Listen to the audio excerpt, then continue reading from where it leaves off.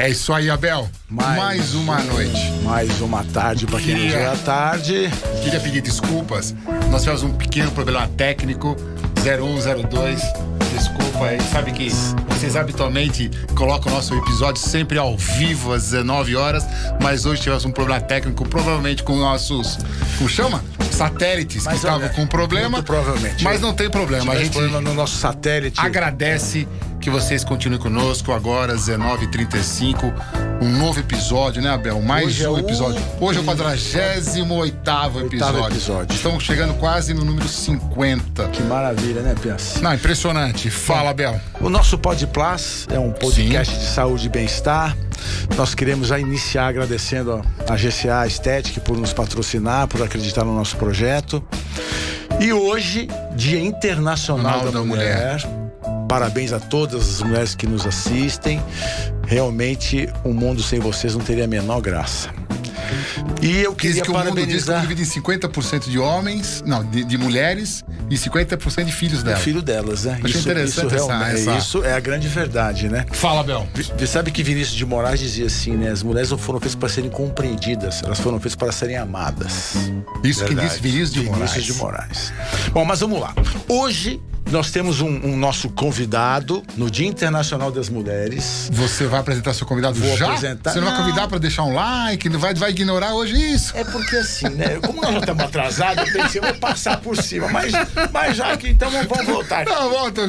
Porque afinal nós precisamos de like. Precisamos de like.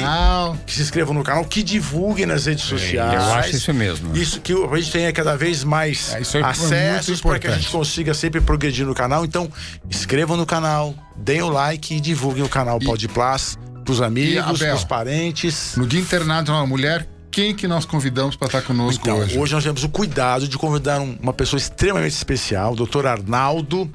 Vou chamar Dr. Arnaldo, vou falar do currículo dele aqui também, vai ficar a tarde toda. Não, o sobrenome. Eu vou pedir pra ele falar. Eu vou falar. Nós tivemos dificuldade. Eu vou acabar cometendo uma gafe. Cada um que perguntava, eu tentava, mas não conseguia. Arnaldo? Eu vou falar, mas porque não é pra qualquer um. É uma coisa difícil, você tem que treinar primeiro muito tempo. Mas eu vou dar uma chance pra você falar direitinho. Eu vou pronunciar assim: Arnaldo Schizzi. Não é qualquer um. Cambiaghi e Schizzi, dá pra ter uma noção que é um sobrenome italiano.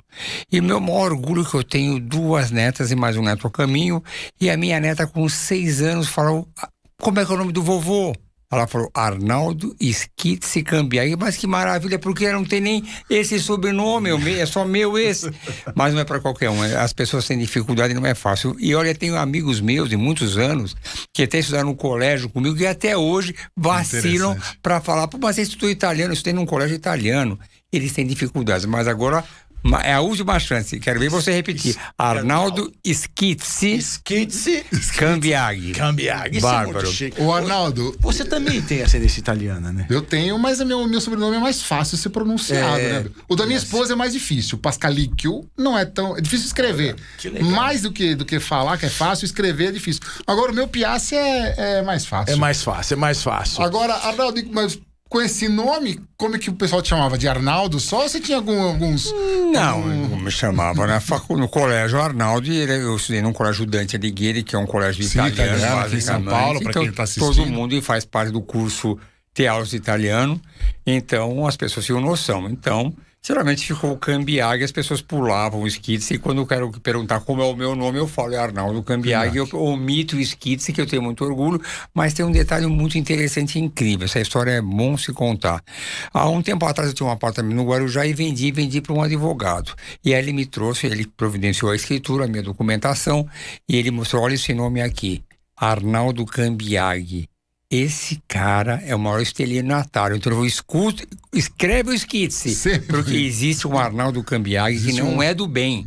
Então, daí em diante, eu sempre ponho pelo menos meu S no meio para saber que não sou esse Arnaldo Cambiaghi, que eu não conheço, mas é meio perigoso. É interessante a história. Isso é interessante. Você tem um homônimo, esse seu homônimo... E é interessante dizer para quem nos assiste hoje que o Arnaldo, ele é diretor do Centro de Reprodução Humana uma das grandes expoentes de São Paulo, médico das estrelas, que hoje vai aqui nos brindar com seu conhecimento. Mas antes disso, né, Piassi, vamos àquela nossa pergunta básica. Você sempre quis ser médico, Arnaldo? Eu tenho uma história também interessante. Na verdade, quando eu gostaria de contar essa história para alguém, eu gostaria de fazer um vídeo dessa história. Que quando eu era criança, sempre nós somos em 3 irmãos em casa, eu era do meio, e minha mãe falava que queria que tivesse um filho engenheiro, um filho advogado, e tinha um filho que ela gostaria que fosse padre, e eu seria o escolhido para ser padre. Ainda bem que ficou só uma parte muito restrita, porque na verdade eu tenho certeza absoluta, embora eu tenha a minha religiosidade, eu sou católico, vou à igreja, mas eu não tenho nenhum talento para seguir o celibato, nem nada disso.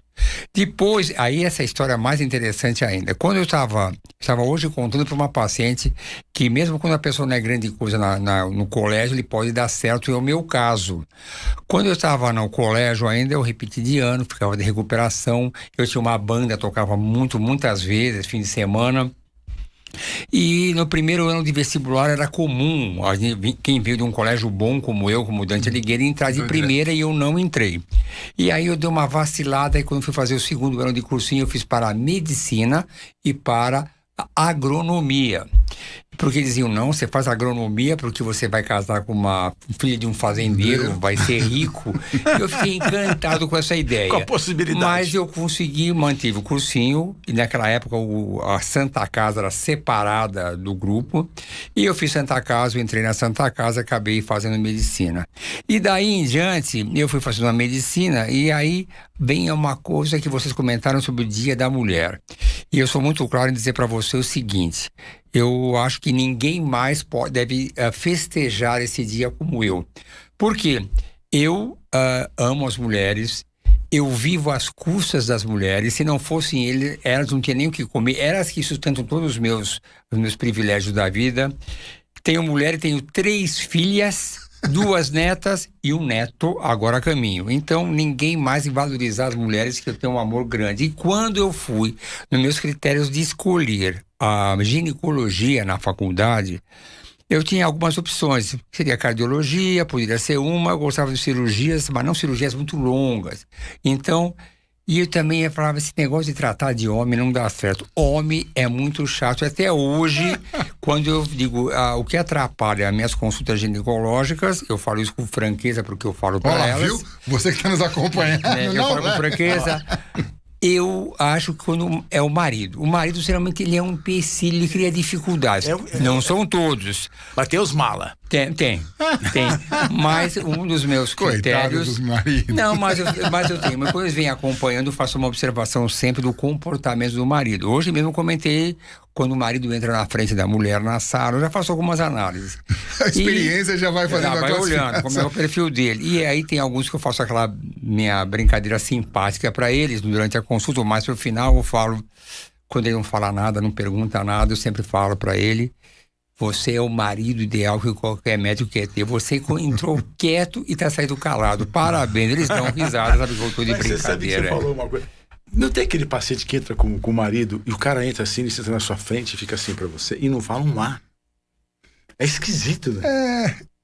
Porque essa participação eu acho legal. Sabe que eu tenho pouco, assim, eu não lembro do marido chato, eu não lembro. Tem marido que chega às vezes e fica assim. Mas assim, mas é interessante, eu não tenho essa vivência. Você tá falando, né? De marido chato, claro, coitado. Depois tem aquela piada que eu não vou contar aqui, não conta não. Hoje é dia da mulher, pelo amor de Deus. Eu não vou contar, mas é uma piada que explica. Mas é isso, é interessante isso. Mas, Arnaldo, você fez Santa Casa em São Paulo? Santa Casa em São Paulo, depois fez a residência no HC, e aí a gente continuou. Você fez residência no HC? No HC, aí foi uma mudança bem finalzinha, tem uma história interessante, mas que não é tão interessante então assim, deixa. a ponto de contar. Então, mas um dia eu conto, mas hoje eu estava por uma razão qualquer, veio à tona essa história, eu comecei a contar essa história da minha vida de universitário, mas é interessante. Vou te mas perguntar, não que ano que você estava no HC, Arnaldo? Mais ou menos. Eu vou dizer, 71, 2 e 3, 71, 72 e 73. Eu sou antigo, cara. 71, 72, 73. Exatamente. Não, mentira. 81, 82, 83. Tava achando estranho. Mas eu fiquei quieto. Conservado demais. Não, tudo bem. 81, 82, 83. É isso. Eu sou antigo. Então você é um dos precursores dessa área que você atua hoje. Nós estamos no pulo já. Não. Mas assim, já tinha isso antes? Tinha, a reprodução estava começando. Tava tinha, bem no começo. Tinha o Vicente Mário Iso, mas Vicente Mário Iso. O primeiro bebê de fertilização in vitro foi em 1978. Brasil. Isso, começou mesmo meio concomitante, que era o Nakamura, que era o médico japonês. No Brasil. Isso, exatamente. E até naquela época... Sabe quem trabalhou com o Nakamura? Meu sogro. Meu sogro trabalhou vários anos com o Nakamura. Ele, não sei se ele gosta muito, mas meu sogro é ginecologista. E ele trabalhou alguns anos com o Nakamura. Posso saber como é que chama seu sogro? José Carlos Pascalíquio. Não conheço assim. Da Santa Casa. Professor da Santa Casa.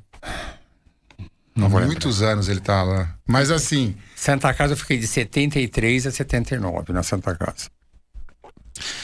E o que te levou a fazer para a ginecologia e fazer... Vamos voltar um pouquinho, né, Abel? Pra gente a ginecologia, como eu mostrei pra você, existia um encantamento de querer fazer cirurgias, mas que não fossem muito longas. A própria obstetrícia me alegrava e me alegra até hoje. Eu faço um pouquinho, mas me alegra. Eu gosto de manter esse pouquinho de obstetrícia. Muitos perguntaram, mas você precisa fazer? Eu digo pra você uma coisa, eu tenho um certo amor por hospital. Eu gosto de hospital, eu gosto de cirurgia. E realmente eu não quero parar com isso. Embora muitos colegas que fazem aquilo que eu faço dizem, poxa, mas por que você não faz só a reprodução? Eu gosto disso. Eu tenho meu pré-natal que eu faço, tenho uma equipe muito boa que me dá suporte, e aquela parte mais difícil do pré-natal, eu tenho uma equipe de suporte muito boa. E aí, me encantou, e era uma coisa que eu podia dar plantão fora, que era uma coisa importante. A ginecologia e obstetrícia, nós estamos falando. Isso. Tá. E depois, dentro dessa área de ginecologia, eu comecei a fazer o consultório. Naquela época você atendia muito convênios, eu fazia com convênio, que o pessoal sempre falou muito mal, mas eu vivia muito bem com os convênios. Tudo aquilo que eu consegui na vida foi com os convênios, mas chegou uma hora que houve uma estafa de fazer aquela rotina de ginecologia conhecida. É cólica, é menopausa, é corrimento, dá um certo... Essa rotina é desgastante, a gente precisa de um pouco de entusiasmo. E aí uma coisa que eu queria muito era a reprodução, e fui começando devagarinho, as coisas foram aumentando.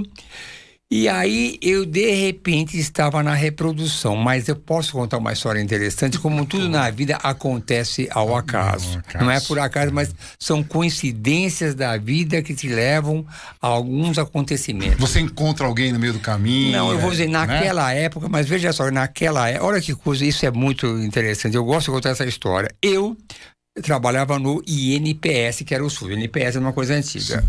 E aí entrou um chefe, ele fazia algumas viagens internacionais e não podia viajar fora de hora, só naquelas férias que eram obrigatórias, a não ser que eu tivesse um congresso importante. Nessa, me apareceu um folheto de um consultório de cirurgia de reprodução humana em Milão. Falei, nossa, é isso que eu queria. Me inscrevi no congresso, eu nem tinha interesse momentâneo na medicina reprodutiva. Eu me inscrevi. Esse era turístico. Pelo que eu tô entendendo, você achou... Aquele momento era um pretexto. Pra viagem. Então, essa é forte, mas eu vou contar. Aí eu estava em Milão, o congresso ali, minha mulher estava num carro, falei, vou entrar aqui. Eu queria mesmo, era um atestado para mostrar para a chefia do meu posto que eu estava no congresso. Era isso que eu queria. Eu entrei, já tinha minha inscrição feita, apresentei a minha inscrição, muito obrigado, peguei a maletinha, naquela época era uma maletinha. Eu entrei, dei uma voltinha, entrei um pouquinho, fiquei mais ou menos uns 45 minutos lá dentro. Aí eu saí, eu falei, me aconteceu uma urgência, eu preciso ir embora agora. Falei, tá bom, vai embora. Não, mas eu preciso de uma atestada, eu preciso comprovar que eu estive aqui. Eu fiquei 45 minutos. E fui embora com aquele carinha de susto. Naquela época, a gente recebia uma maletinha e vinha dentro, como vocês sabem, alguns impressos e outros cursos que existem. E nesse impresso, comecei a folhear, tinha um curso de cirurgia laparoscópica, que naquela época estava começando no mundo. E eu falei, nossa, eu queria alguma coisa mais interessante em medicina, eu gosto de cirurgia, a laparoscopia está começando agora. E aí eu liguei para um amigo meu, falei, você conhece esse curso em Louvain, na Bélgica? Ele mostrei para ele o folheto, era um conhecido, não tinha muita amizade, era conhecido. Eu falei, Milton Wajman. Falei, mandou, ele falou, cara, legal, posso ir com você? Falei, vamos. E fui fazer esse curso de laparoscopia de 3-4 dias, mas era uma coisa violenta. Lá mesmo, na Bélgica, em Louvain, eu comprei um equipamento inicial. De videolaparoscopia. E a laparoscopia, muito básico, era uma coisa muito inicial naquela época. Ele sabia operar alguma coisa e eu nada por laparoscopia. Quando eu comprei o equipamento, ele falou, pera um pouquinho só, você percebeu que aqui a televisão, o tipo de equipamento é compatível para a Europa e não para a América do Sul? Eu falei, nossa, não é barata. E eu comprei. E agora como é que eu vou fazer? Mas eu estou indo para a Inglaterra. Fui na Inglaterra, comprei uma televisão compatível com aquele aparelho, trouxe para São Paulo, vou fazer os vídeos e eu ia convertendo, foi, e da laparoscopia veio junto à medicina reprodutiva, que foi crescendo, e hoje em dia eu vivo há todos esses últimos anos, há muitos anos, de medicina reprodutiva. Tudo começou por causa do meu atestado para o INPE, uma verdadeira, vou botar entre aspas, uma verdadeira falcatrua, em nome do bem, mas foi muito... Mas atire a primeira pedra que nunca fez isso. Alguma coisa, ninguém, mas foi uma coisa do bem. Eu precisava aquele momento. Então, mas graças a Deus, isso me tornou muito mais feliz, porque a medicina reprodutiva é algo que me traz um encantamento muito grande. Eu me sinto uma pessoa privilegiada profissionalmente. Mas desculpa voltar, mas eu não entendi ali. A videolaparoscopia, ok, entendi. E até acho que tem vários. O Tomazego parece que também fez na Bélgica, que é o berço da videolaparoscopia mundial real. Agora assim. Nossa, faz tempo que eu não vejo ele. Agora, qual a relação aí com a reprodução? Quando você falou assim, Mas eles são conectados. Eu entendi essa conexão. Porque muitas cirurgias básicas, você fala endometriose, cirurgia tubária, tudo está relacionado à laparoscopia. Então, até hoje eu faço laparoscopia. A cirurgia evoluiu muito, né, tecnicamente. Hoje em dia tem cirurgia robótica, já trabalho para cirurgias mais complexas. Hoje em dia virou uma especialidade o cirurgião, porque você mexer com o robô, alguma coisa, já exige uma coisa mais de quem se dedica exclusivamente àquilo. Né? Então, e aí comecei a fazer cirurgias, e aí começa a conectar, que eu já tinha esse lado de ir para a reprodução.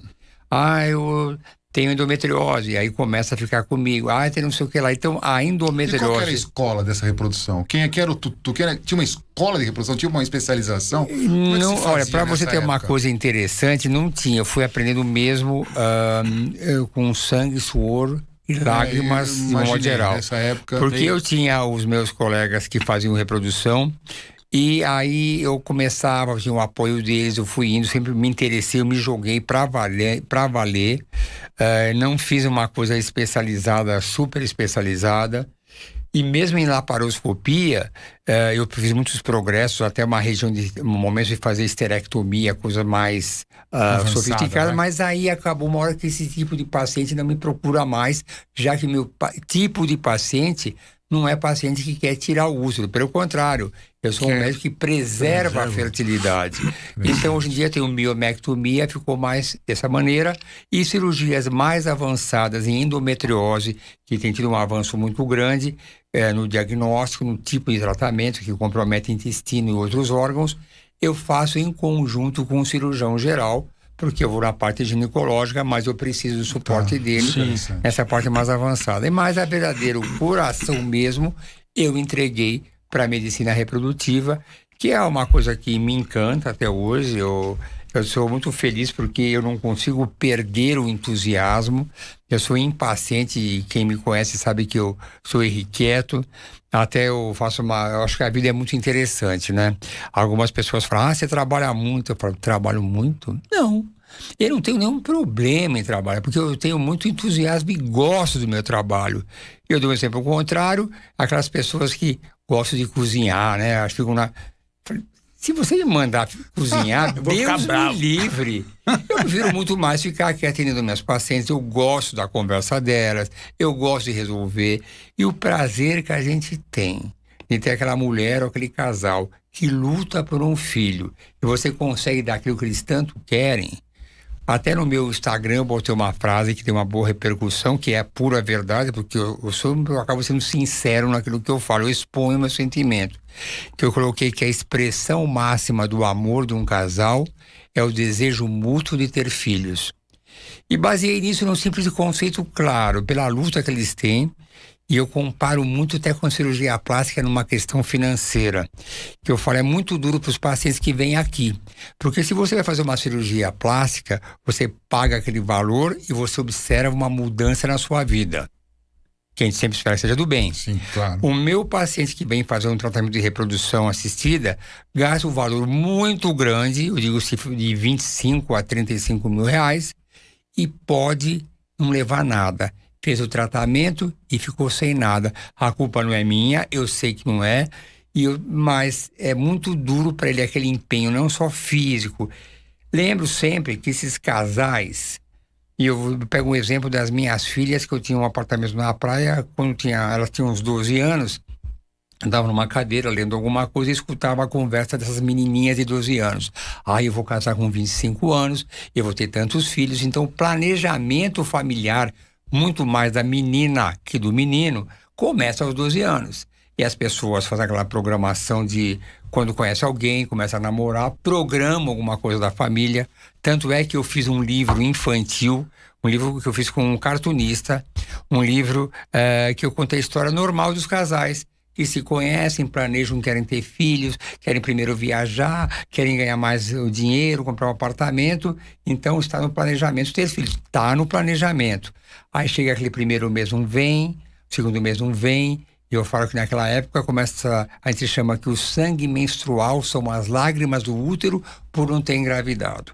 Cada vez que vem aquela menstruação, aquela frustração, começa a primeira consulta com o ginecologista e vai se aprofundando, exames muitas vezes desagradáveis, doloridos, como a histerosalpingografia, e vai gastando e sem resultado. Isso dói meu coração, dói a minha alma, mas ao mesmo tempo me movimenta para cada vez querer saber mais e ajudar essas pacientes.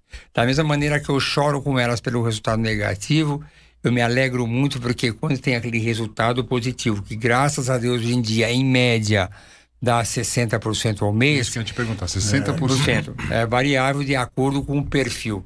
Em janeiro eu tive 80% de teste de gravidez positivo, de gravidez. Ótimo, mas não é todo mês. Eu faço a minha conta no final do ano. A minha média tem que seguir, eu vou vendo mês a mês e depois eu vejo aquela média que eu consegui do ano, que tem que estar satisfatória. É um mundo maravilhoso, com as frustrações, mas as alegrias são muito grandes. É assim, a gente mexe, né? Você mexe com um lado extremamente emocional, né? Existem mulheres que depositam, de certa forma, toda a felicidade dela em cima de um processo gestacional.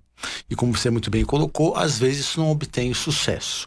Nesses casos, essa abordagem dessa mulher, por sua parte, como que você age? Olha, minha filha, você põe um ponto final na história? Como que é isso? Difícil. Ou vai alimentando eu sempre tenho algum caminho para seguir. Vamos colocar hoje que hoje em dia a gente é procurado muito para mulheres com mais idade. É muito comum aquela história que todo mundo conhece, a mulher procura o seu espaço profissional, ela acha, eu vou perguntar um tom de brincadeira nos cirurgiões plásticos, hoje em dia você não sabe diferenciar uma mulher de 40 anos de uma de 30, porque elas se vestem muito bem, carinha de mocinhas, se cuidam, ninguém dá idade para ela e ela acaba se auto-iludindo. Não, eu tô super bem, e acredita que o ovário dela está tão bem quanto a aparência dela, que é um puro engano. Isso é um perigo que a gente tem.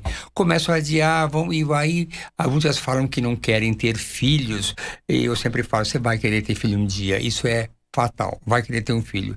Então, quando ela está na dúvida, com 30 e poucos anos, eu falo, então congele os seus óvulos, para você ter a opção dela. Porque se você congelar os seus óvulos, no futuro você vai ter a opção de você ter guardado os seus óvulos, você preservou a sua fertilidade. Então, eu gosto de dizer também que congelar os óvulos não representa uma garantia que vai dar certo, mas é uma boa possibilidade. Então, ela fez aquela... Qual a idade ideal para pensar em congelar o óvulo? A gente acha que depois dos 30 é sempre ideal. Agora, Arnaldo, a gente tem um medo, né, de gestações mais tardias, posso estar enganado, são as malformações genéticas, entre elas a síndrome de Down, que aumenta, não lembro mais, eu sei que aumenta. Acima de algum 35, não sei quantos anos. E essa, eu ia te perguntar isso, não sabia que isso era uma rotina. As mulheres sabem que isso é uma rotina? Tipo, passou dos 30 e poucos anos, procurar para fazer congelamento de óvulo? Olha, ou ainda não tá no... Eu vou dizer para você, eu vou te responder, são duas coisas muito interessantes que cabem no seu questionamento. Todas têm noção. Vamos botar uma época pré-pandemia, agora tá meio tumultuado o mundo, mas você vê aquelas meninas de 32 anos que estavam numa fase de ascensão profissionalmente, ganhavam um valor ideal, bom para elas. Aí as pessoas não têm noção muito como é que funciona. Elas não têm noção nenhuma. Acham que congelar óvulos é que nem tirar sangue. Sabe que não é. É um tratamento hormonal que tem que estimular o ovário com injeções diárias. E o custo é um custo razoável. Vamos dizer que hoje em dia ela vai gastar para congelar os óvulos R$18 mil. Como é que tira o óvulo? É punção? A mulher produz normalmente um óvulo por mês. Tá. Deus fez assim. Você quer ter mais óvulos.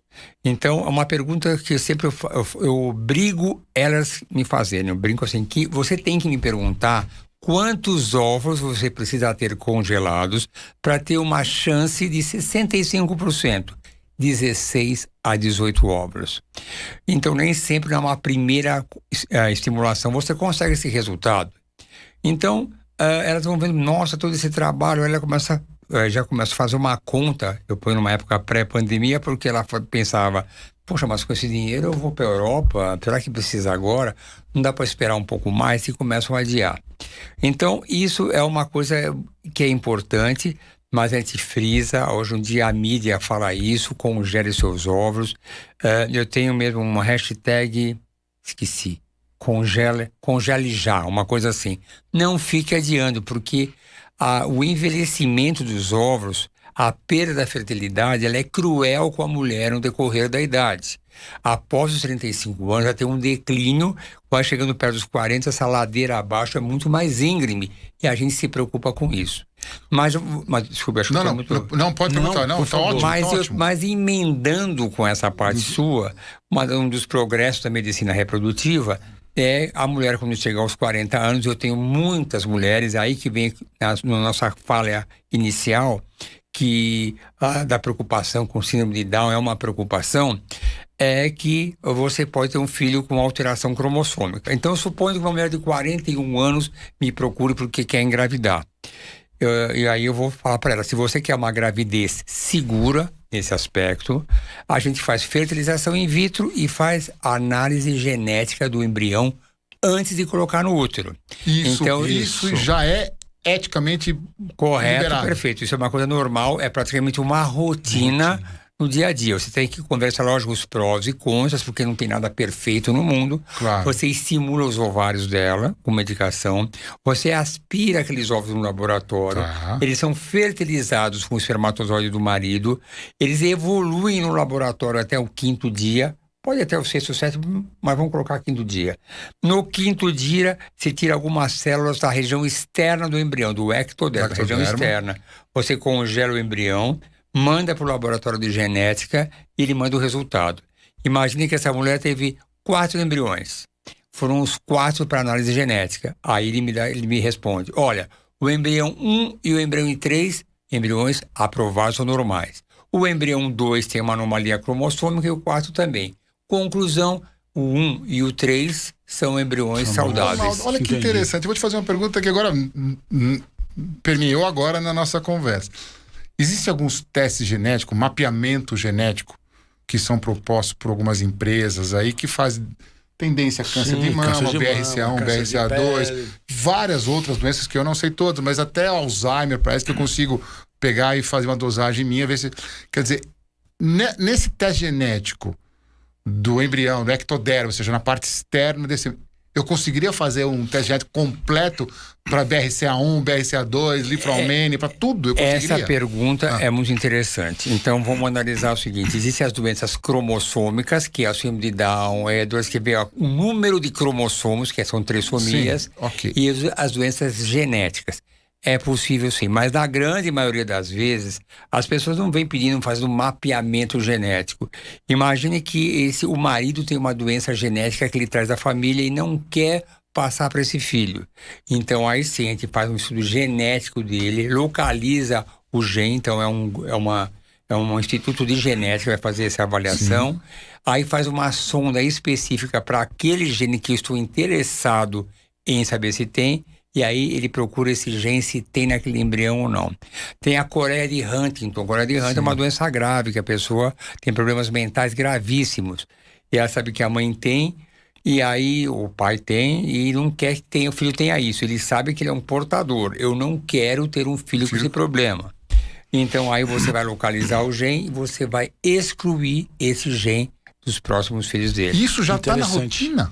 Isso está numa dia a rotina. dia? Então, sim, não é? Então, as doenças... Eu não sabia disso, não. Eu achei que ele não estava tão evoluído, não é a palavra. Já está assim. Não, é uma evolução tecnológica seguro, né? absurda. Muito seguro. Eu não sabia que estava assim. Não, isso é assim. Então, isso é uma coisa muito interessante que eu falo sempre. Você divulga isso, né, Arnaldo? Eu não vejo, assim, legalmente.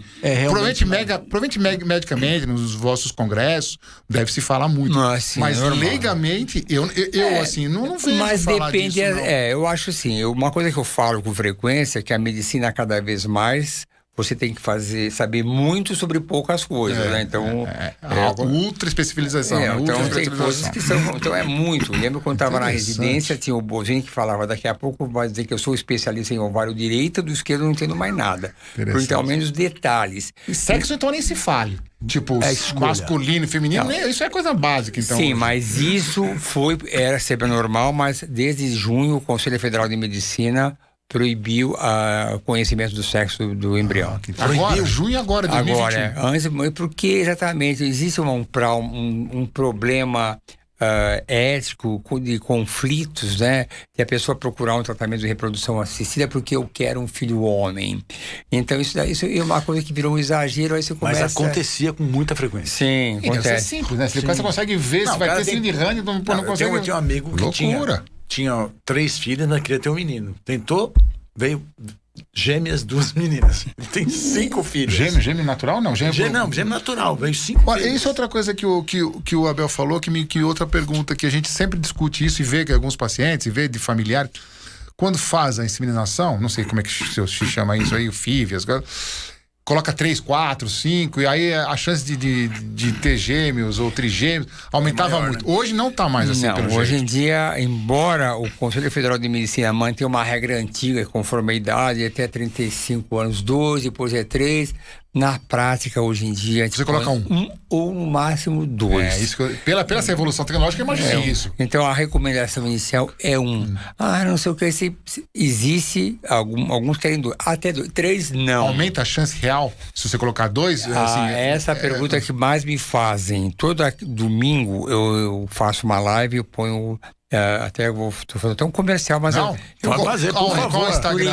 É Dr. Arnaldo Cambiaghi. Tá. Muito bem. Mas o interessante é porque eu comecei com uma brincadeira na época da pandemia e botei brincadeira, perguntas cabeludas de reprodução humana. Mas é que o negócio foi pegando e eu costumo botar essa plaquinha 15 para meia-noite do sábado. Em 15 minutos, loja de perguntas. E no domingo eu tiro 1h15 para responder essas perguntas. Essas caixas de perguntas. E uma pergunta sempre comum, doutor, transfiro o que é melhor? Transferir 1 ou 2? Essa explicação é uma coisa interessante, é difícil as pessoas entenderem. Vou tentar explicar aqui para que se tiver alguém que está acompanhando, por que eu prefiro transferir 1 de cada vez. E eu ponho que tudo você precisa entender como você recebe a notícia. Nesse caso se você transfere 2 embriões, você tem uma taxa de gravidez naquela transferência superior do que transferir 1. Você fala, nossa, então é melhor. Mas espera aí, mas quem tem 2 embriões e transferiu 1, ele tem mais um embrião sobrando, então ele vai ter mais uma chance. Conclusão simplificando, quem transfere 2 embriões tem uma taxa de gravidez por transferência maior, mas a taxa de gravidez acumulada é maior quando é 1 de cada vez. Sim. É meio complicado, precisaria desenhar no papel, mas eu tenho que explicar. Então é uma dúvida comum que sempre atormenta essas pacientes.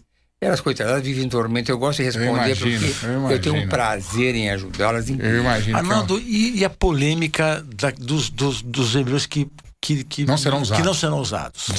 Como que está hoje a legislação? E você que é católico, em cima disso? Pois eu vivo e falo em verso e prosa, porque outro dia eu fiz uma live, um videozinho falando sobre doação de embriões.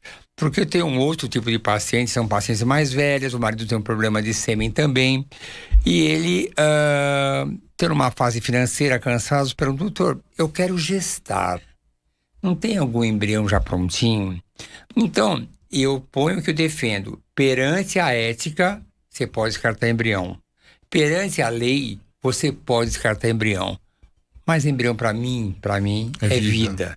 Embrião tem metabolismo próprio. Embrião consome oxigênio, embrião tem divisão celular. Então, é a lei, eu sou obrigado a aceitar.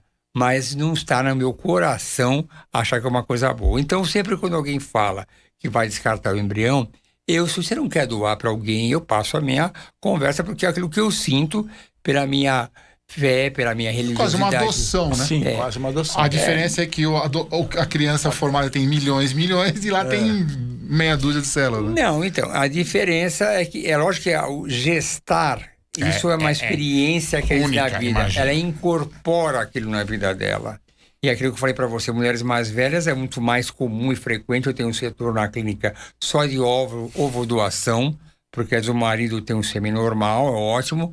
Ela está praticamente numa menopausa, até numa menopausa precoce, é jovem, ou ela fez uma quimioterapia na juventude e já entrou em menopausa precoce. Então, o óvulo doado forma um embrião com o sêmen do marido dela e põe no útero dela. E a experiência delas, e eu uso muito essa expressão do catolicismo, bendito fruto do vosso ventre, mostrando que o filho, quando vem do ventre dela, isso é uma experiência comum. Ninguém se lembra de onde veio o óvulo. Eu falo que o óvulo é uma gotinha de água doce no meio do oceano. Eu falo, é como os rios desembocam no mar, mas você não vai na praia e fala que a água não é salgada.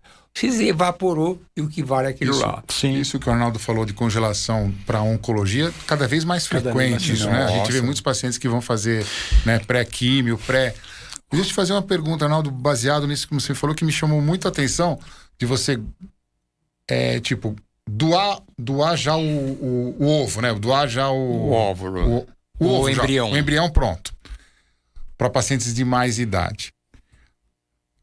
O organismo, o útero, que vai gestacionar, ou seja, que vai receber esse embrião, ele também não envelhece?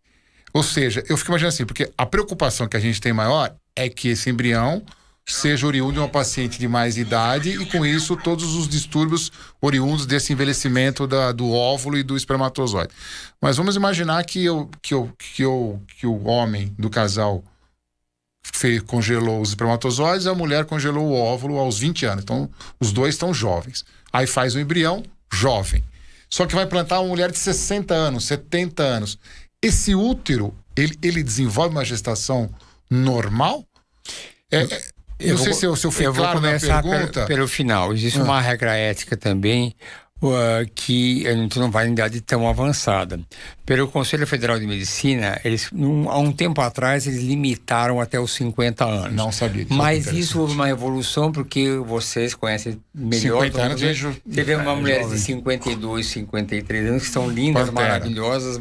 E tem mulheres de 38 que estão por fora do peso ideal, então hipertensas. Então, e muitas delas entravam na justiça e o juiz dava uma liminar.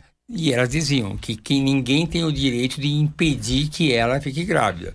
E hoje em dia o Conselho Federal de Medicina põe assim, a gente sugere até os 50 anos, mas fica a critério médico fazer com idade mais avançada. Eu tenho como critério até os 55 anos.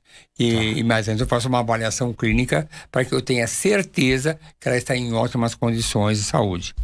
Agora, essas mulheres não têm problema nenhum. Na verdade, existem casos do mundo que fizeram com mulheres de 65, 70 anos. Existe uma vez da mulher mais velha do mundo, mas são coisas muito ousadas. Até 50 anos, 55, o útero pode estar menorzinho se tiver uma menopausa antiga, mas a gente consegue com o hormônio aumentar. E aí que entra, que muitas me perguntam, qual é o risco de uma gestação numa mulher com idade mais avançada. Um pré-natal bem feito, bem cuidado, tem que ser bem cuidado. Sim. É um pré-natal. Vai bem. Mas, Arnaldo, dessas pacientes, o índice de não querer doar o ovo é grande ou é bem aceito? O embrião. O embrião. Isso aí, não. O índice é assim, porque muitas falam assim, poxa, eu não quero ter filho meu por aí. Então, eu acho é um sentimento materno. Eu sempre tenho alguma história para contar. Uma paciente que tinha feito uma outra clínica, e aí ela deixou os embriões lá e fez comigo, engravidou, gestação gemelar.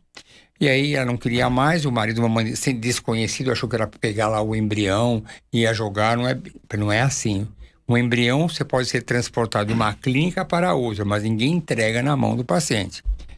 Aí passou um tempo, ela deixou lá o embrião, e um dia eu falei para ela assim, eu queria embrião doado. Eu falei, você não quer doar seus embriões?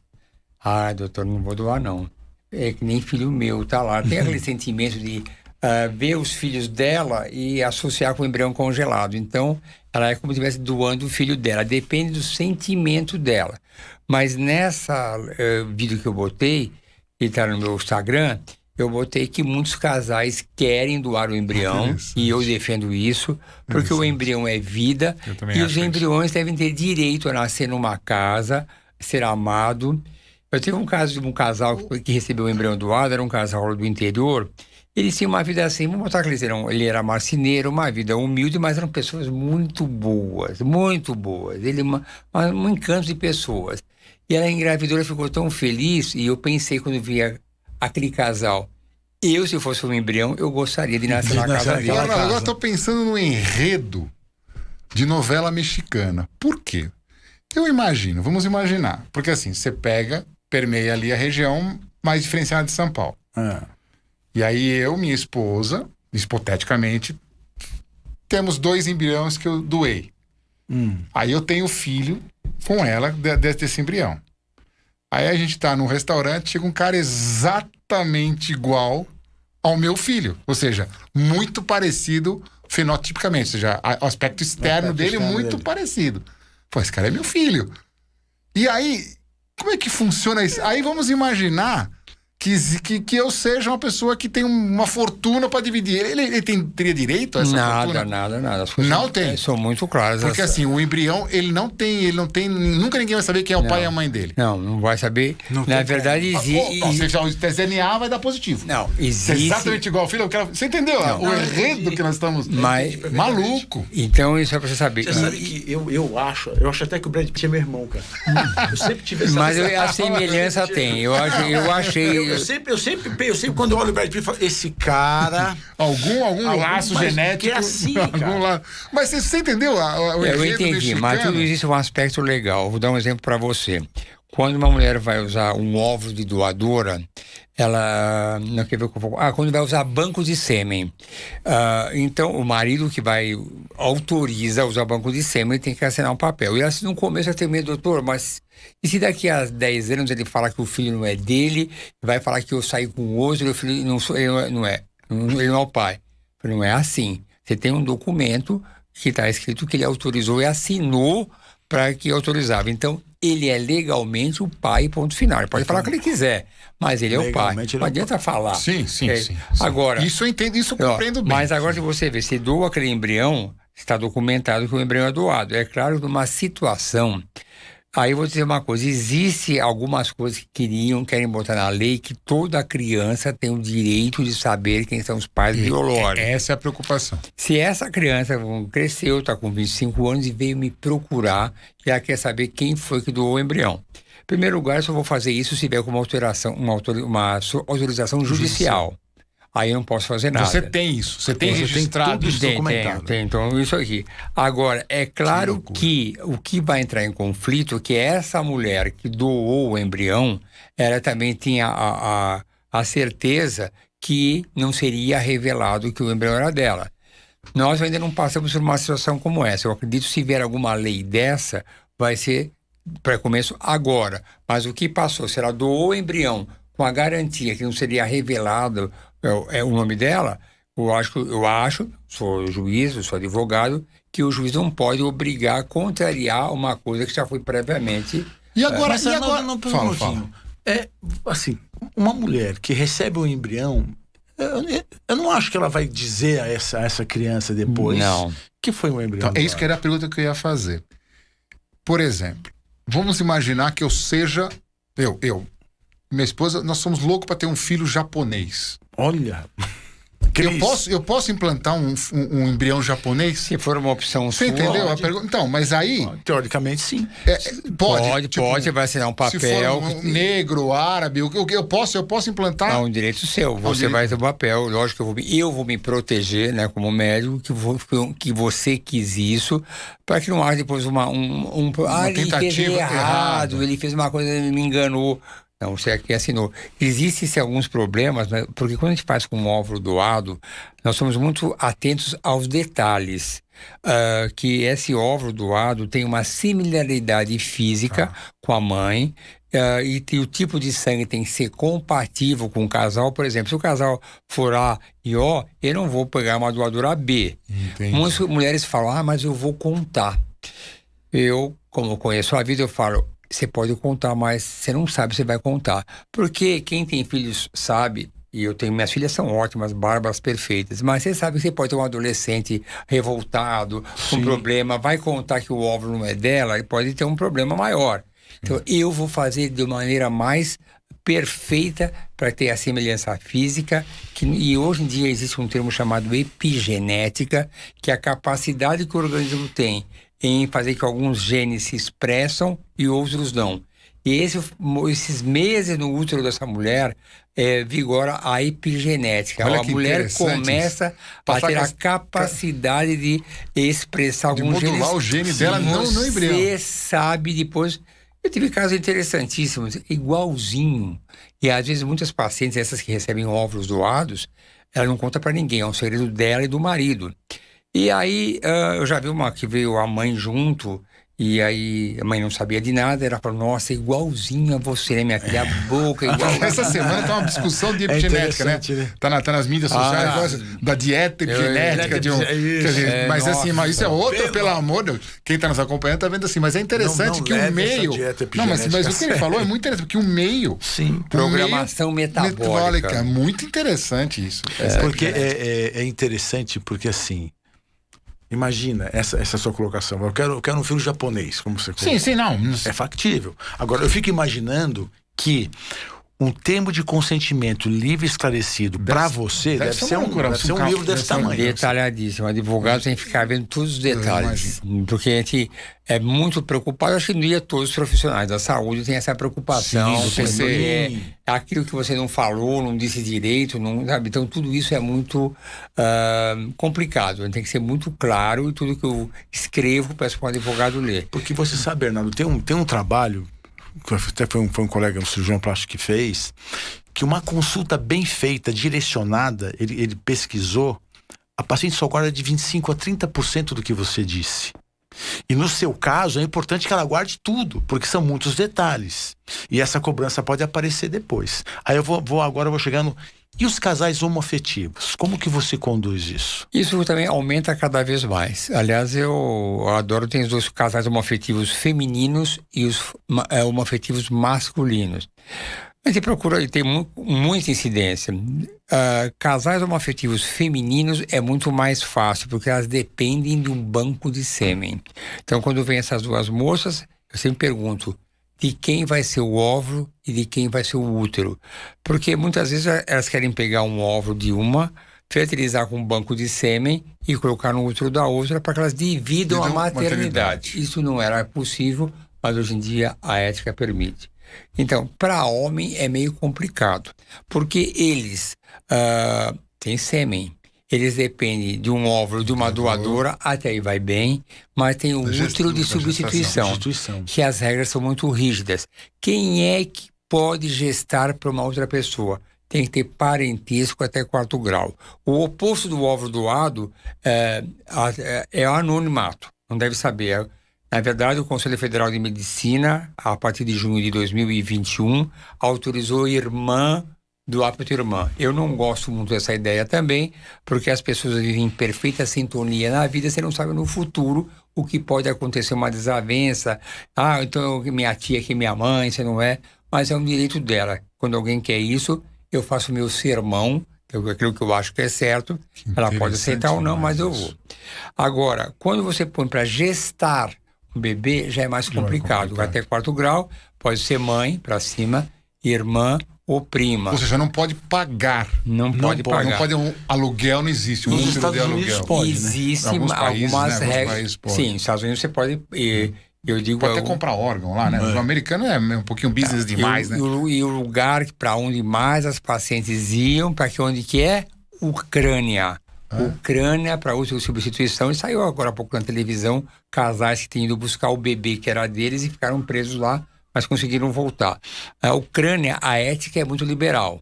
Nos Estados Unidos, a parte financeira pagou, levou. E aqui tem esse parentesco de 4º grau. E aí ainda tem regras fixas. Essa mulher que vai ser uma prima que é permitido, se ela for casada, o marido dela tem que permitir. Ela tem já que ter tido filhos, não pode ser uma pessoa sem filhos. Existem regras. Então, afunila muito. Não é uma tarefa fácil. Arnaldo, isso me suscita uma pergunta que, claro que não precisa responder, mas deve ter um mercado negro, né? Porque assim, eu fico imaginando que assim, você entende? Porque, Entendo, mas porque assim, você 4º grau e não, mas aí é assim, né? Pagar para alguém, porque eu não, mas é muito complicado. Eu acho que existe sim, mas aí é complicado, porque normalmente se eu vou fazer irmã, eu tenho o direito de fazer sem autorização do CRM, mas eu vou ter um documento comigo, certidão de nascimento da irmã, mostrando que os pais são. Eu não quero me exagerar e me pôr numa situação complicada. Agora, e vem uma que me veio um caso atrás, eu trouxe a minha irmã de criação. Irmã de criação, deu para entender pelo jeito dela que era alguém que... filha de alguém que trabalhava na casa dela. E uma das coisas que é obrigatório, não pode ter remuneração por isso. Mas aí eu segui todos os princípios. Eu tenho que fazer uma documentação, tudo dentro da regra, da lei.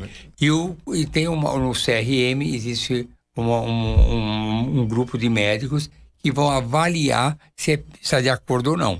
Que interessante. Então, existe uma liberação de um conselho para ok ou não. Existe uma câmara técnica que avalia isso. Porque essa criança, quando nascer, o hospital, quem vai ver a moça, chamada, vamos botar qualquer nome, ganhou o bebê. Ele vai dar o documento no nome dela e ganhou o bebê. Muito bem. Mas vai ter que ser registrado no nome dos pais, biológico. Aí você vai no cartório. O cartório quer saber por quê. Aí vai ter que ter uma documentação falando, registre o nome dele. Se não tiver isso... Você viu que tem um monte de... Isso está acontecendo com frequência ou não? Acontece com muita frequência. Eu vou dizer assim, lógico, o IPJ, que é a clínica que eu tenho há muito tempo, é uma clínica que tem uma vivência, então é muito procurado. Então, para nós, para fazer toda a documentação, é um trabalho muito grande. Tanto é que eu não faço, independente de mim, eu não ia fazer, porque eu tenho profissionais que trabalham comigo, que fazem para mim, tem que fazer o relatório, o histórico dela, o porquê. Não é até uma assessoria jurídica deve ter grande, né? Mas tanto é que quando eu mando para o CRM, eu tive um caso recente. Primeiro passa pela assessoria jurídica. Se tiver ok, mando para a Câmara Técnica. Esse caso que voltou para mim, faltava um documento. A parte jurídica nem passou para a Câmara Técnica, devolveu, porque faltava um documento que era a avaliação psicológica do marido, mas era uma coisa eu estava meio divorciando, uma coisinha meio, tudo certo. Mas faltou um documento.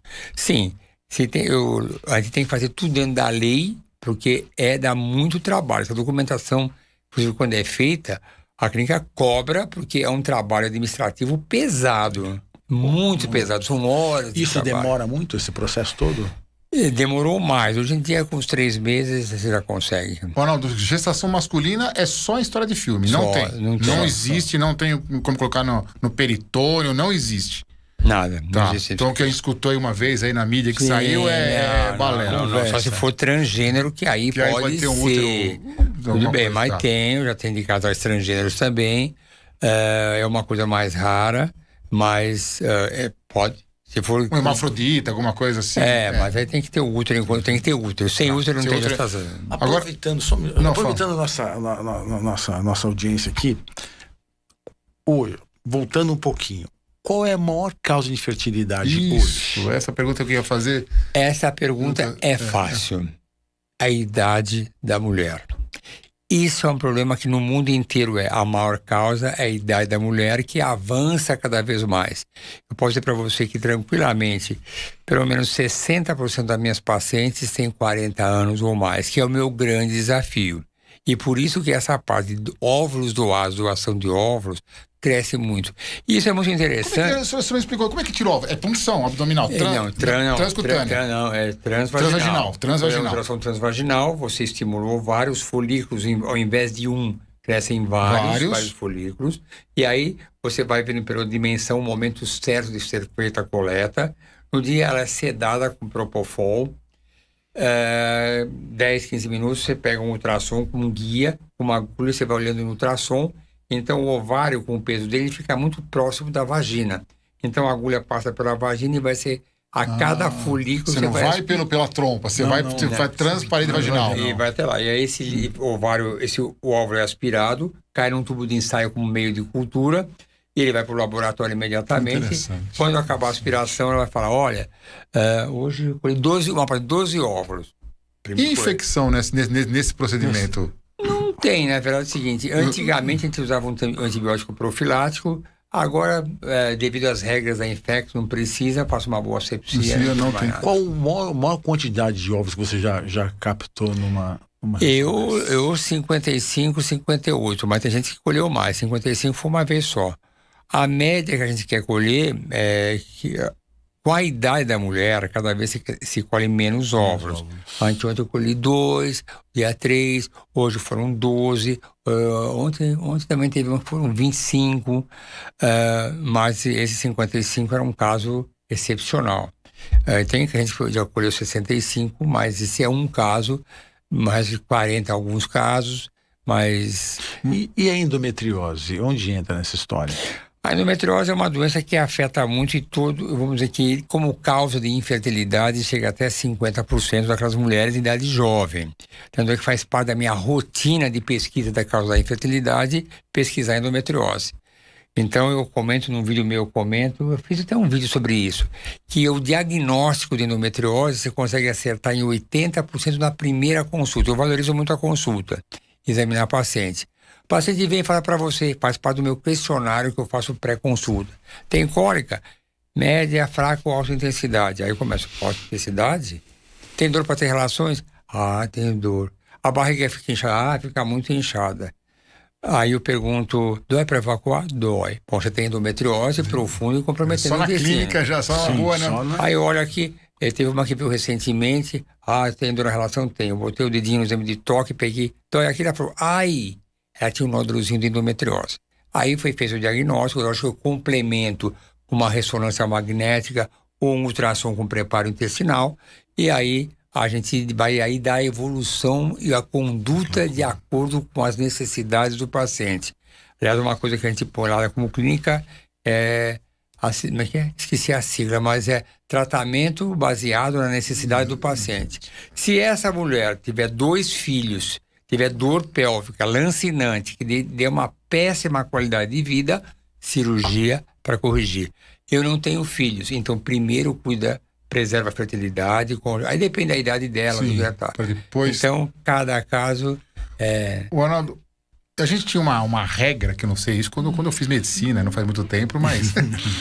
que era assim, 1 ano, uma vida 2, né, a vida do casal, 1 ano, tendo, né, um hábito, uma frequência sexual, não todos os dias, mas uma frequência sexual não tão espaçada durante 1 ano.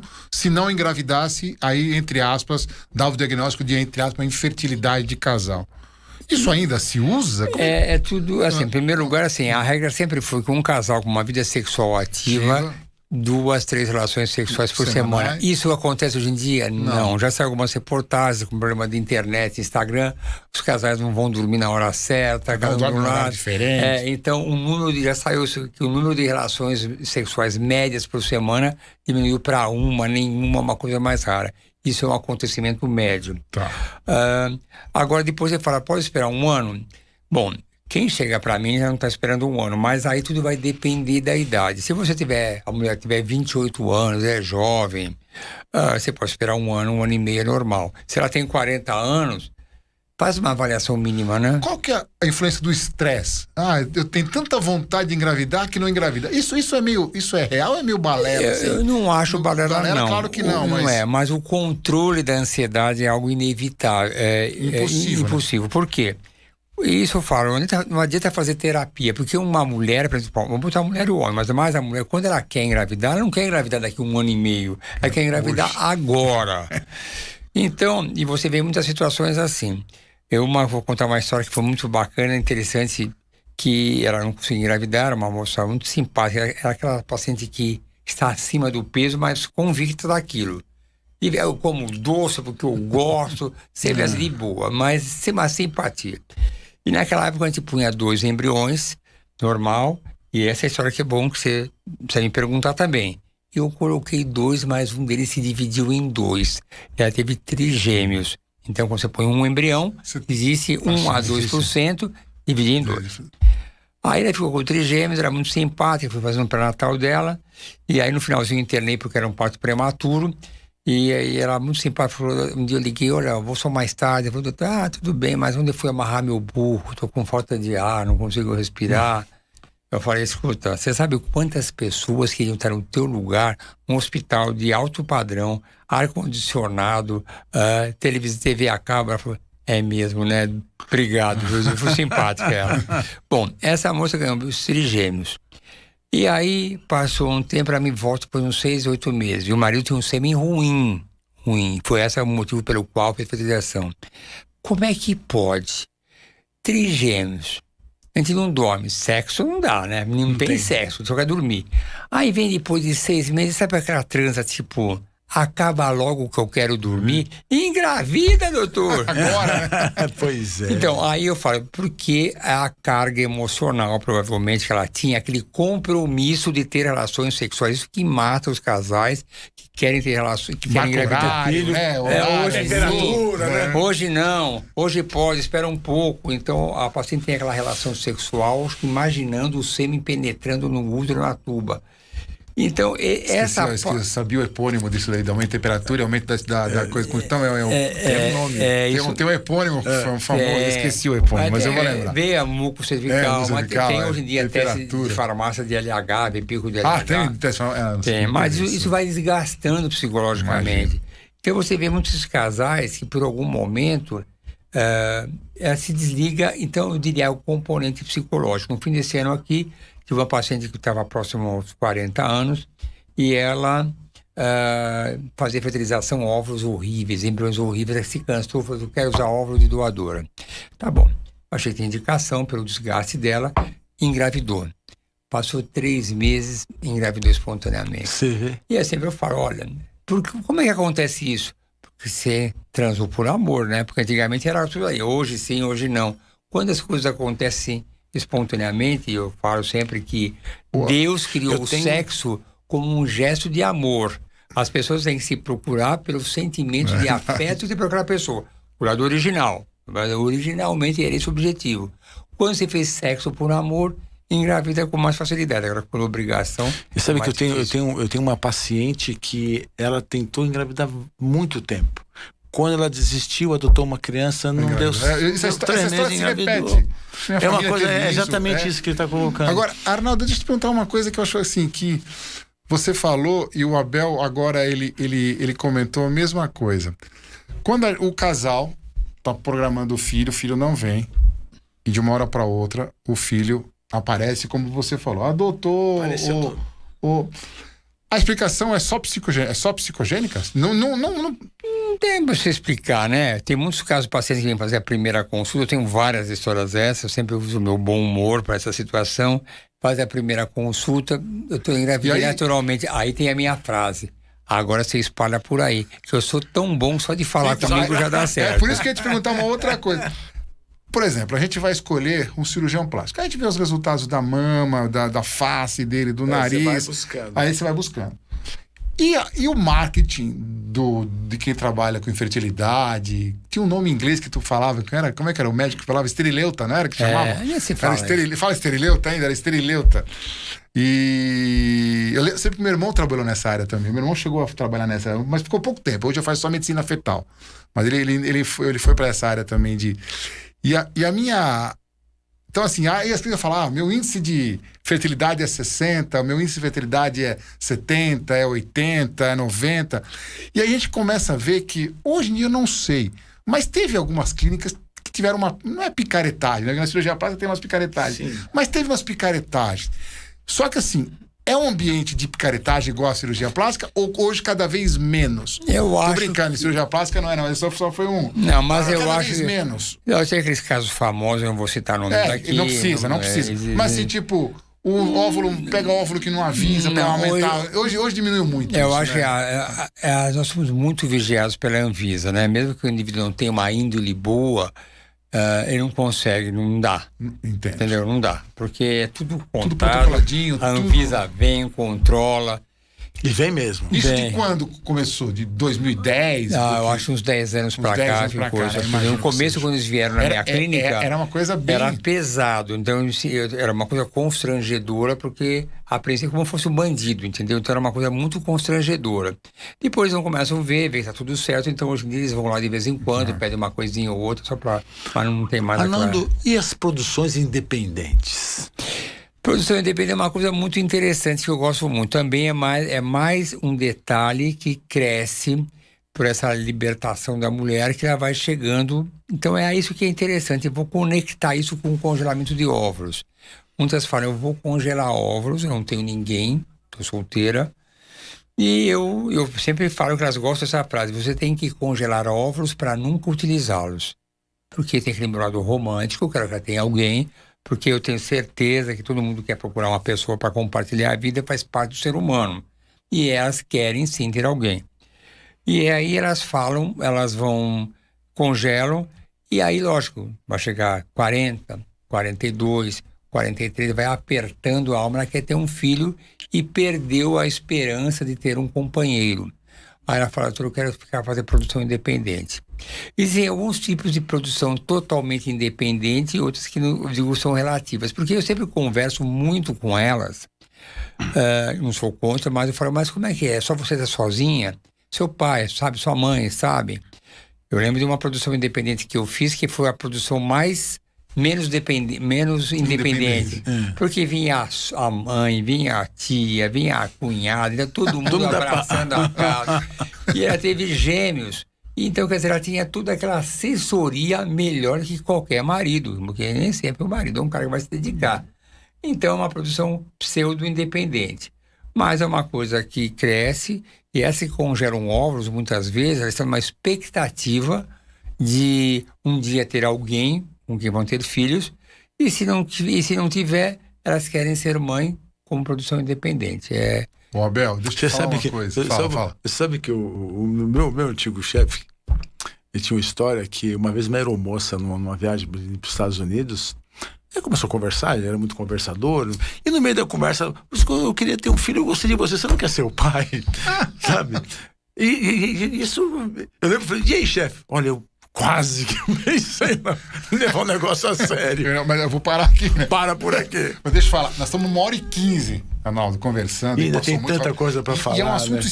Passou uma velocidade, Poxa um dos assuntos, a gente teve assim, inúmeros, né, convidados, foi um dos assuntos que passou mais rápido. Foi. Porque nós estamos aqui conversando 1h15 e realmente nós estamos 15:09 já. Abel. Mas você pode me chamar outra vez que eu venho, que eu gosto de papo. Pode me chamar, eu acho que a gente precisa chamar com certeza. Mas tem que ser às 19 horas, não pode atrasar. Não pode não. Técnica 0102. 0102, é a gente.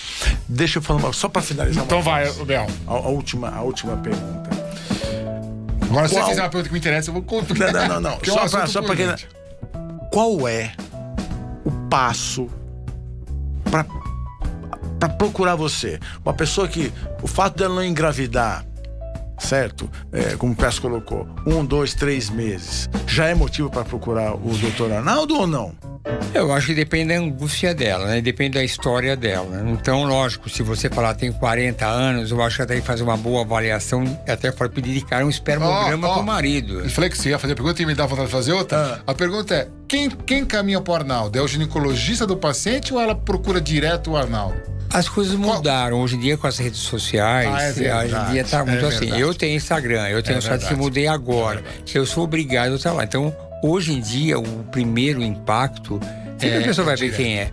É lógico que tem aquilo lá, você faz o caso. Hoje em dia está muito mais aberto, não tem mais aquela parte de não vou contar para ninguém, aquele tabu. As pessoas falam. Se escondia que se escondia. E eu brinco que no tempo que a gente punha 3 embriões e vinha trigêmeos, eu achava uma maravilha, porque sempre as perguntas falavam: quem foi que fez? Quem foi que fez? Isso não é um sucesso, mas dá uma aparência de sucesso. E era uma boa referência. Mas às vezes eu falo em tom de brincadeira isso. Claro. Mas hoje em dia é isso, as pessoas me procuram. Diretamente. Eu tenho vários livros publicados, eu tenho algumas coisas, a gente está há muito tempo no mercado. E acho que entre elas, hoje em dia, tem grupos de WhatsApp.